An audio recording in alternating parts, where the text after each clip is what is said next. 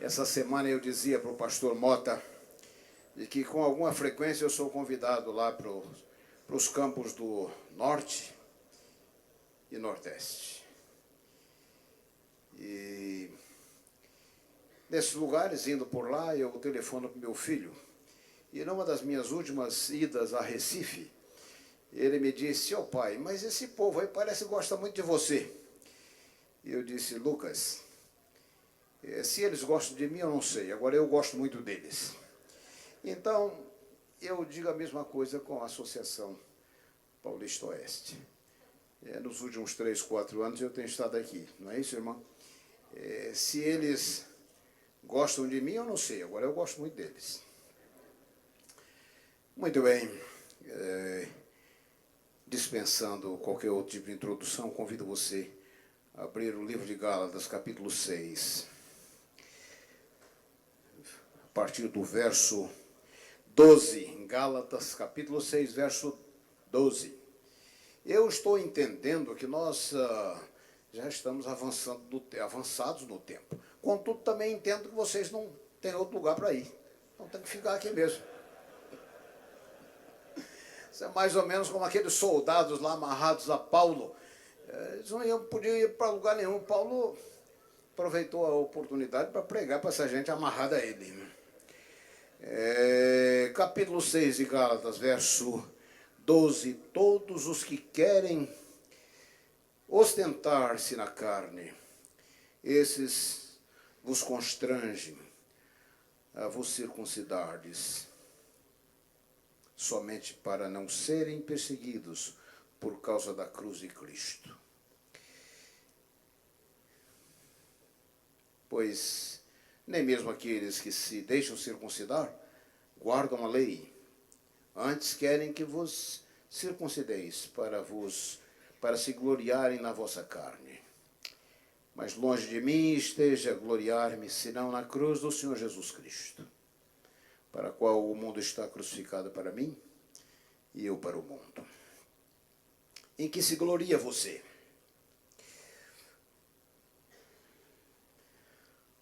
A história claramente demonstra que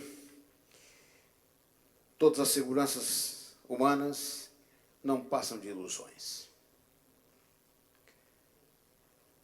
Em que se gloria você? Um dos temas centrais das Escrituras Sagradas é a inadequação das confianças que nós podemos depositar naquilo que passa. Todas as coisas do mundo natural perecem. As riquezas levantam voo, a fama é apenas um fôlego, o amor humano é limitado e com frequência desapontador.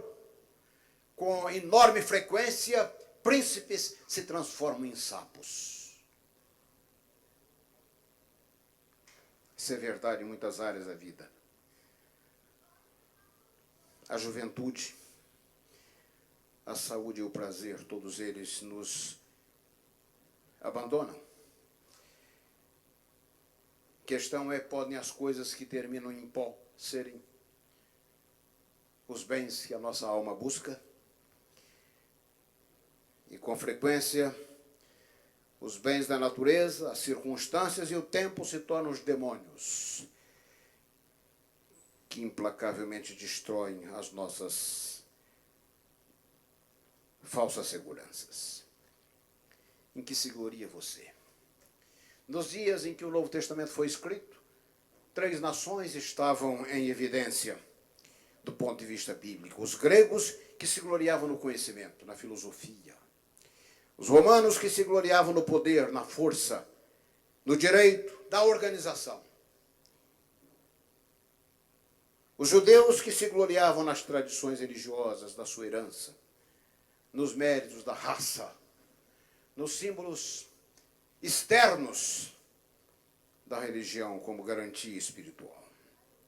Em Gálatas 6, que acabamos de ler, verso 13 em diante, o apóstolo Paulo sugere uma outra razão na qual nos gloriarmos.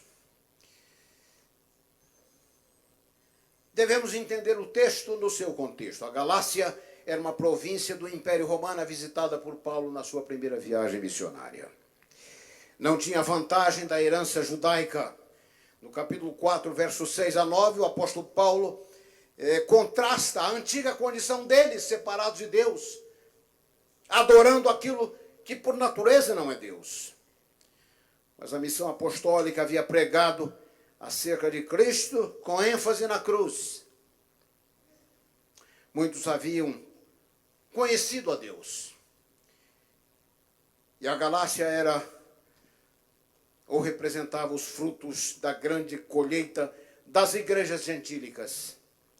Muitos tinham se batizado, testemunhando a sua aliança com Cristo.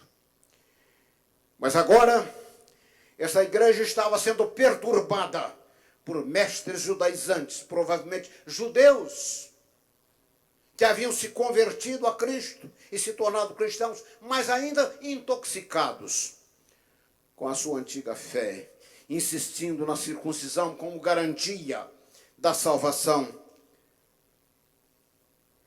Era como que eles estivessem dizendo que para que alguém se torne cristão era necessário que ele primeiro se tornasse judeu. Paulo entende que tal ensino representa apenas uma perversão, e mais ainda, uma perversão contra o próprio coração da fé e do evangelho.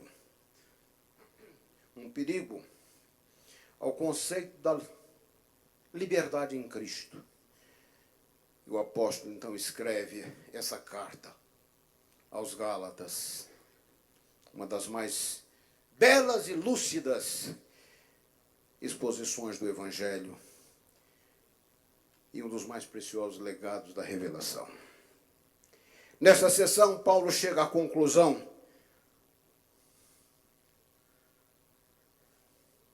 aqui nós temos o argumento final, o que os juristas americanos chamam de the closing argument, o argumento final, aquilo que é utilizado para fechar um caso legal.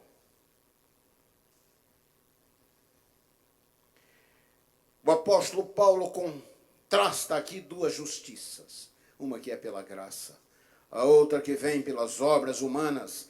Tais justiças não são apenas antitéticas, elas se opõem. Elas não só se opõem, elas se contradizem. E elas não apenas se contradizem, elas se excluem. Se é pela graça, não pode ser pelas obras. E se é pelas obras, não pode ser pela graça. Através do livro, o apóstolo havia lutado contra a ideia de que a salvação possa vir como resultado de esforços humanos. Agora, com toda a intensidade da sua personalidade colérica, com toda a intensidade de que ele é capaz, ele insiste que as obras humanas não têm qualquer valor como método de salvação. Percebe o que eu estou dizendo? Método. As obras humanas não têm qualquer valor como método, exceto ao acentuar a arrogância, a justiça própria dos homens. Se o esforço humano pode acrescentar qualquer coisa à obra perfeita de Cristo, então a salvação já não é pela graça.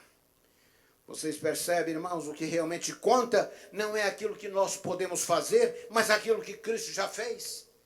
A nossa contribuição para a nossa salvação é zero. Ou eu teria que dizer que nós fazemos apenas uma contribuição para a nossa salvação. Esta sendo o nosso pecado. Essa é a nossa única contribuição. Entramos apenas com o nosso pecado, do qual devemos ser libertos. Tudo mais é moeda que não tem valor.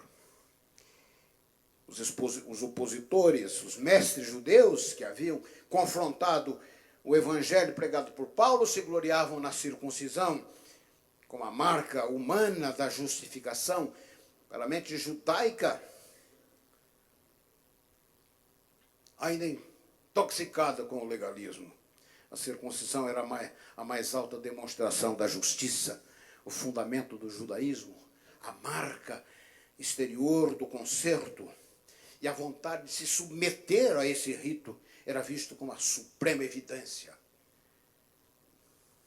exterior da piedade religiosa. A iniciação no judaísmo como condição privilegiada. Gálatas 6:12, eles querem mostrar boa aparência na carne. Circuncidados, ou a circuncisão funcionava como um tipo de troféu. Mas Paulo considera tal intenção apenas como uma glorificação da carne, a exaltação da arrogância. Longe de mim gloriar-me, senão na cruz de Cristo. John Stott, num livro extraordinário sobre a cruz, ele diz que ou relembra que cada religião tem, cada ideologia tem ou é marcada por um símbolo visual que ilustra a essência da sua fé. O budismo tem a flor de lótus, o judaísmo ostenta a estrela de Davi, o hexagrama formado de 2 estrelas, 2 triângulos ao reverso. O islamismo, a lua crescente, o marxismo, o martelo e a foice. O nazismo, a suástica, símbolo da raça ariana. O cristianismo poderia ter sido ilustrado em muitas formas. O cristianismo poderia ser ilustrado de muitas maneiras. Um peixe, uma arca, um leão, um pastor, uma manjedoura, um banco de carpinteiro, um avental, uma pedra afastada do túmulo, uma pomba, mas em lugar disto, uma simples cruz. Desafiando o ridículo. Desafiando o escárnio pagão.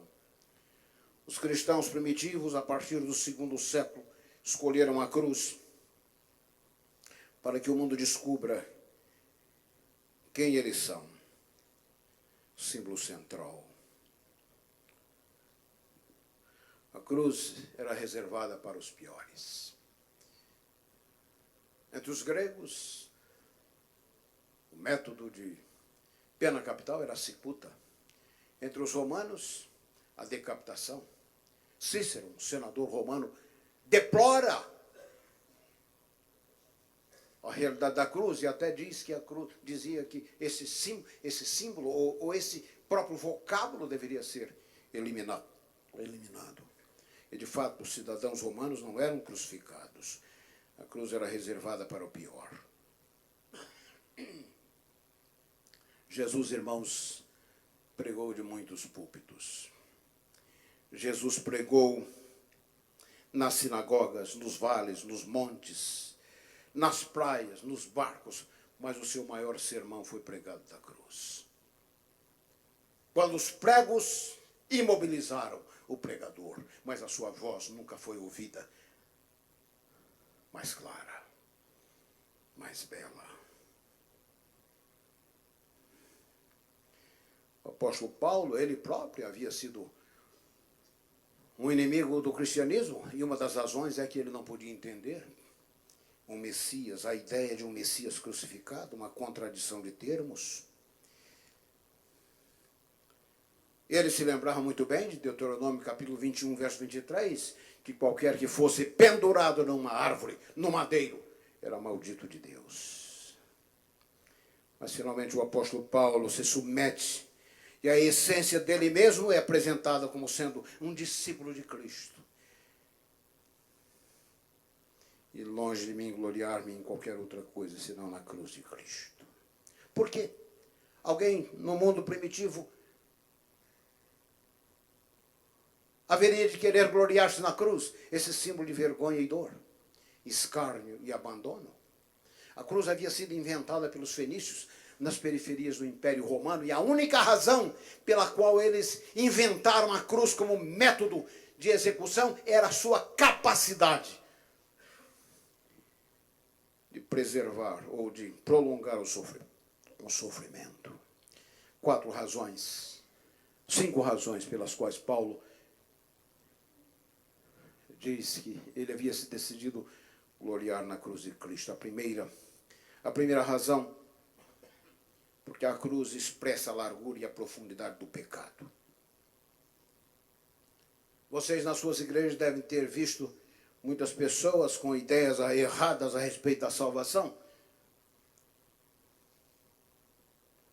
E a ideia errada, a teoria errada sobre a salvação, começa com uma teoria errada do pecado. Se nós não entendermos a enfermidade, não vamos entender o remédio. Nós sabemos que o diagnóstico errado leva à prescrição errada.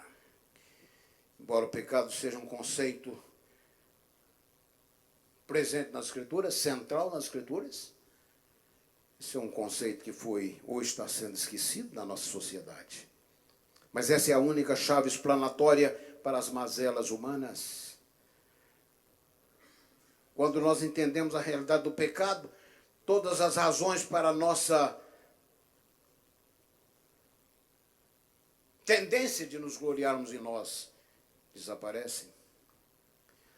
Nós podemos entender que tentar resolver o problema do pecado com ginásticas da psicologia, com auto-hipnose ou dieta alimentar é como tentar curar câncer com aspirinas. Na Bíblia, o pecado é basicamente uma condição, um estado no qual nós nascemos. Em pecado me concebeu a minha mãe. Você se lembra da história de Naamã em 2 Reis, capítulo 5, verso 1? Comandante do exército da Síria, marechal de campo, um homem ouvido, descrito nos melhores termos, um grande homem diante do rei, pertencia ao círculo íntimo do rei da Síria, a mais poderosa nação do período. Não era um homem comum, não era um homem ordinário, sua palavra era ouvida, buscada, homem respeitado, conselheiro, cuja palavra de sabedoria era buscada e considerada. Um líder. Mas Naamã tinha um problema. Depois de introduzir Naamã com os melhores termos, o carimbo na sua ficha, leproso. Essa, irmãos, é a nossa biografia. Você pode olhar-se no espelho, gostar-se de se ver.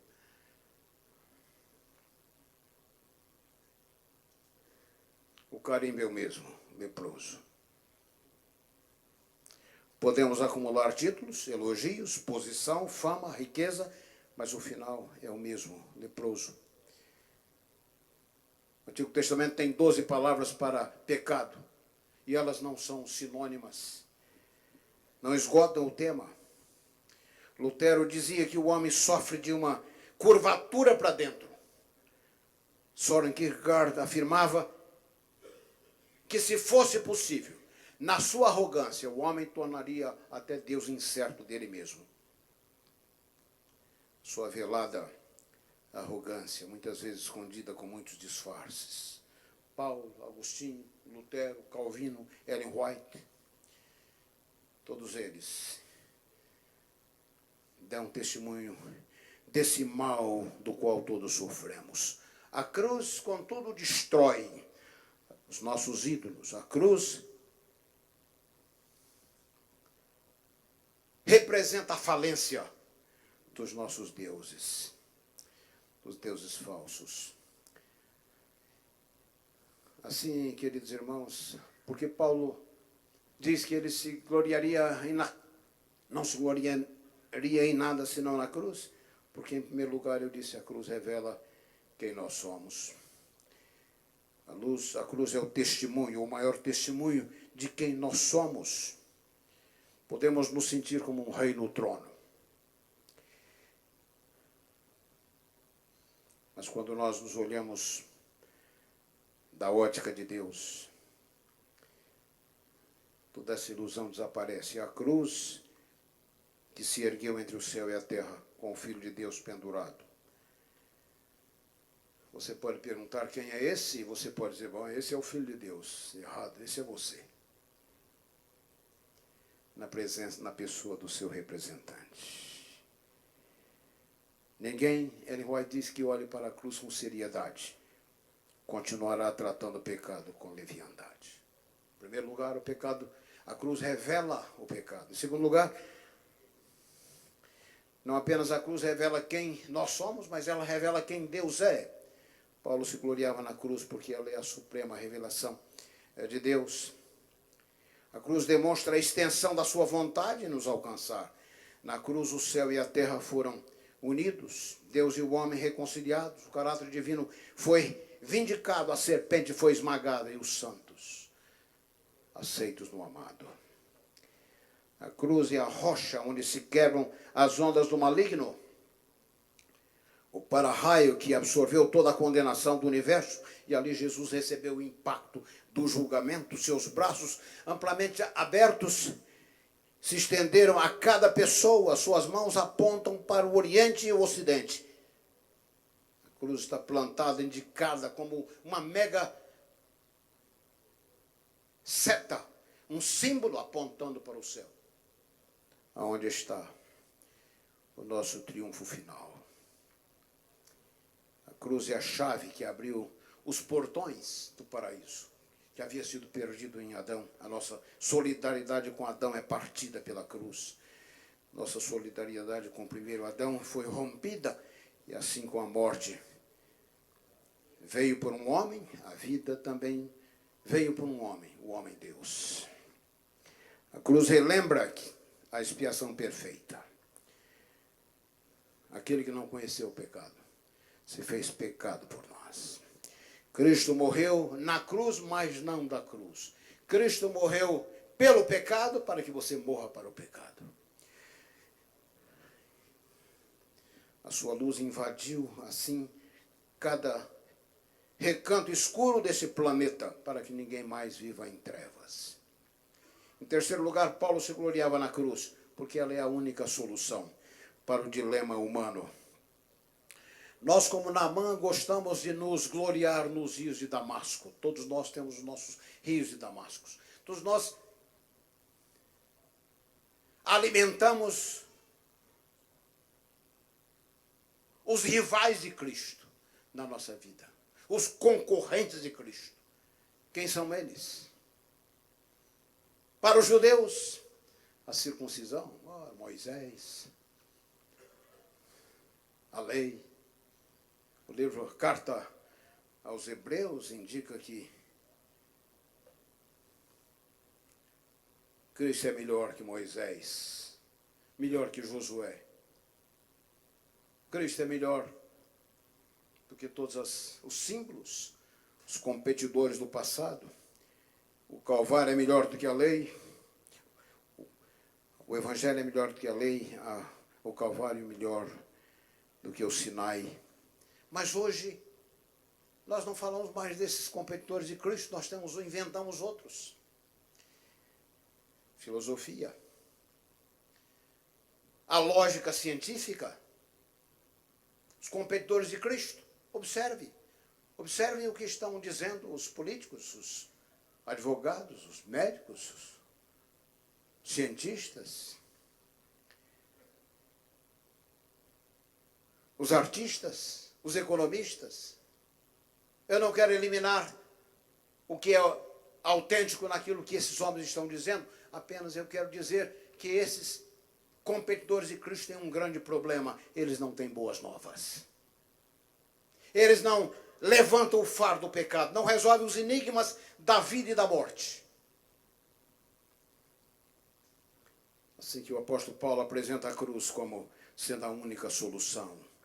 Os nossos rios de Damasco, como eles, Naamã, que desafia a receita, não são os rios de Damasco. Os seres humanos têm essa tendência de olhar para a direção errada. Você pode olhar para onde você quiser. Só que olhando para esses símbolos de prestígio, de arte, de aparência, de fama, de recursos, você está olhando na direção errada. E olhando para essa direção, você vai morrer. Quais são os competidores de Cristo lá, para as pessoas a quem você prega? Não se desanime de Cristo e do Evangelho, porque de fato todos os concorrentes de Cristo não apresentam nenhuma solução real. Não ajudam a levantar o fardo sobre o qual as pessoas vivem. Os judeus também tinham as suas expectativas, eles aguardavam um Messias mais ou menos de um tipo de César judeu, trazendo libertação. E Jesus veio com uma outra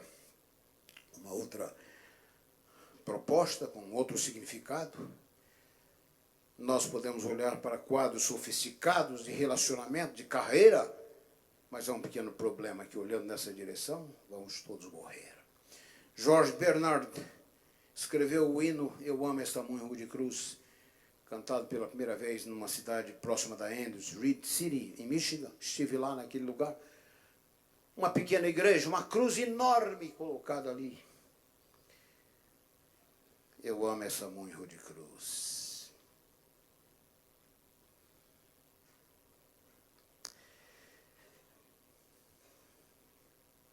Jesus destronou todos os deuses pela cruz.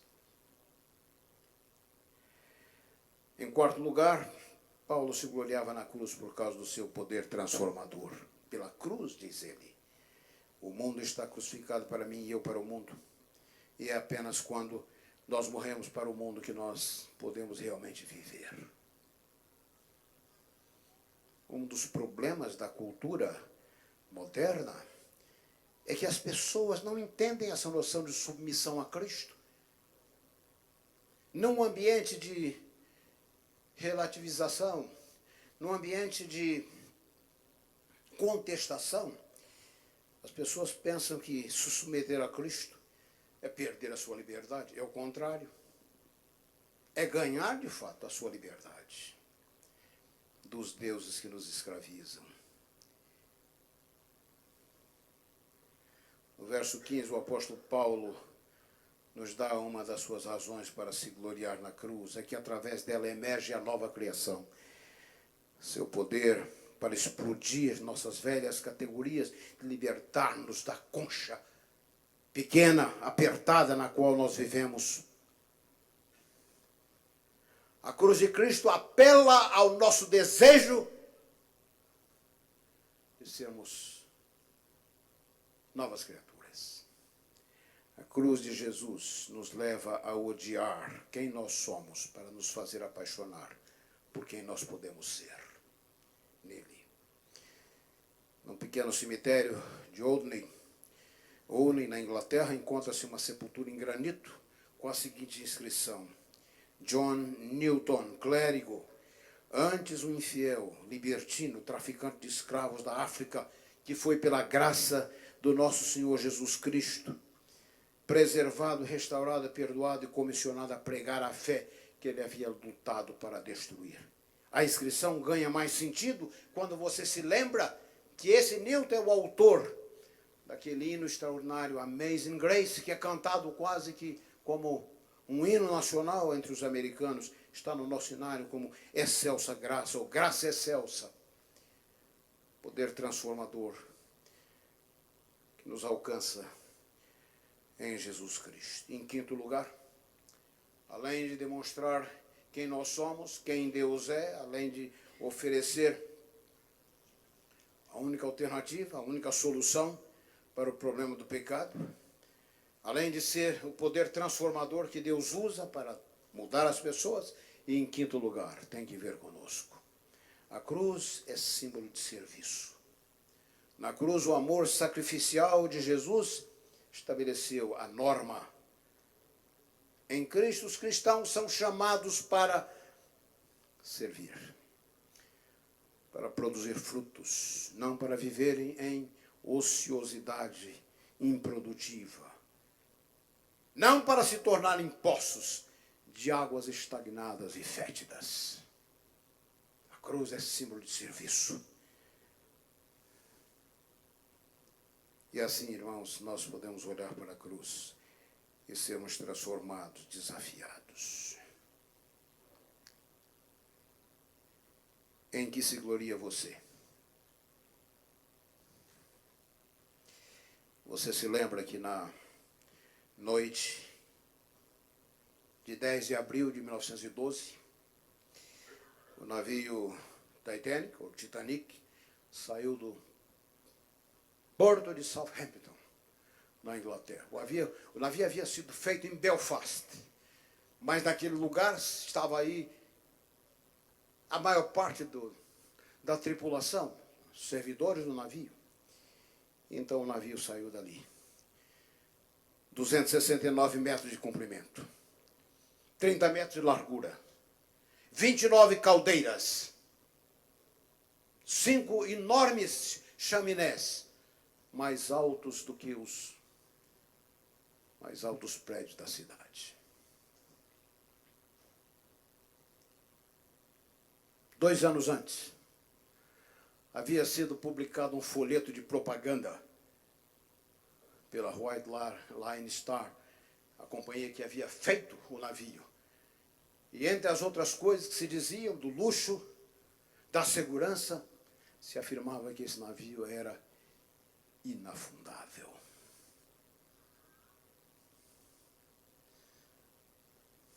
12 de abril, 10 de abril, no dia 14 de abril, um domingo, saíram numa quarta-feira, um domingo, depois de toda a advertência de que o navio estava numa rota de colisão com icebergs,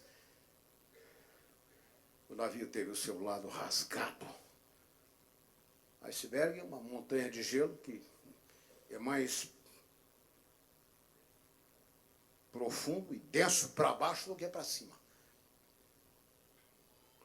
Um navio chamado Califórnia havia mandado a mensagem: vocês estão numa linha de colisão, mas eles estavam muito seguros.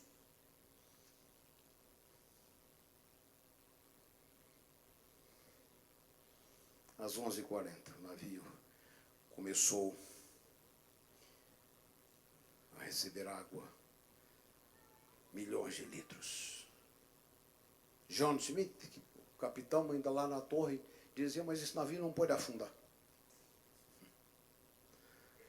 Estava aí Andrew Smail, o projetista do navio. Ele disse: o navio vai partir no meio e vai afundar como um V.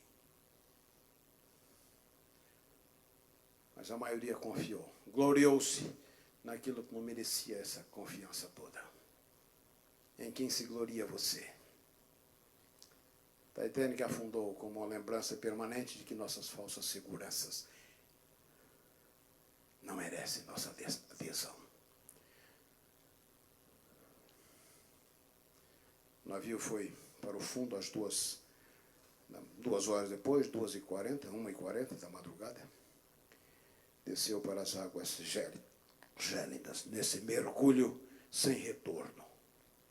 Mais de 1.500 pessoas morreram, das 2.340 que estavam ali. Fruto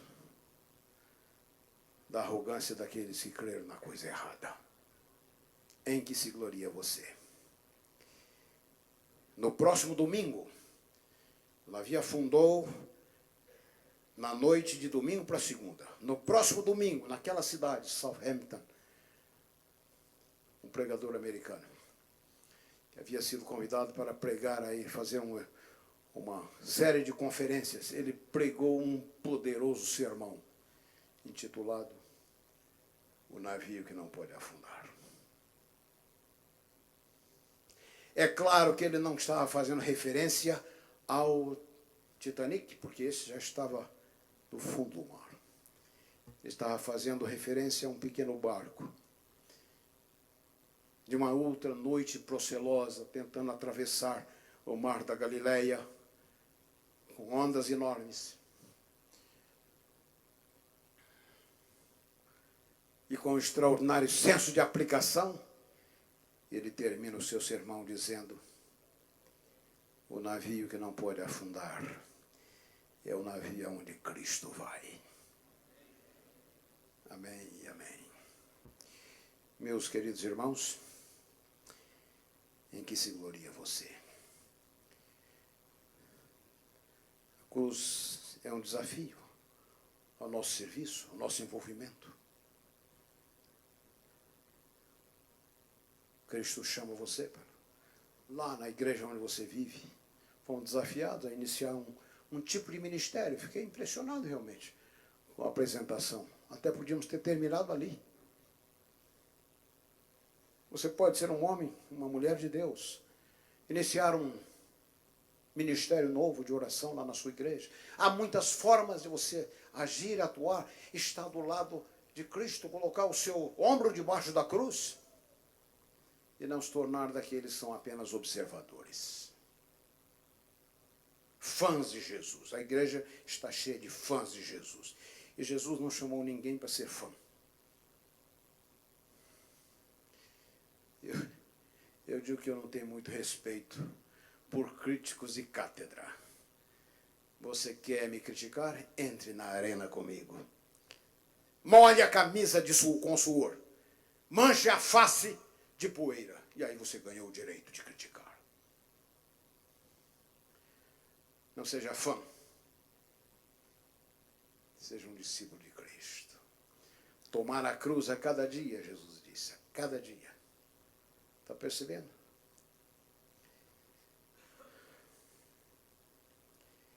Deus abençoe você, querido irmão, querida irmã.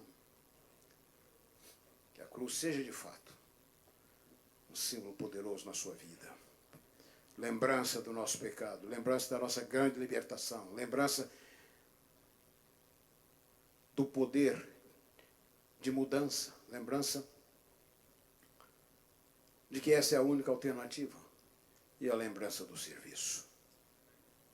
Deus abençoe você, Deus o guarde e que você saia desse concílio, desse encontro inspirado para ser o melhor cristão, o melhor marido, o melhor pai, o melhor filho e que você de fato mude ao seu redor o que você pode mudar.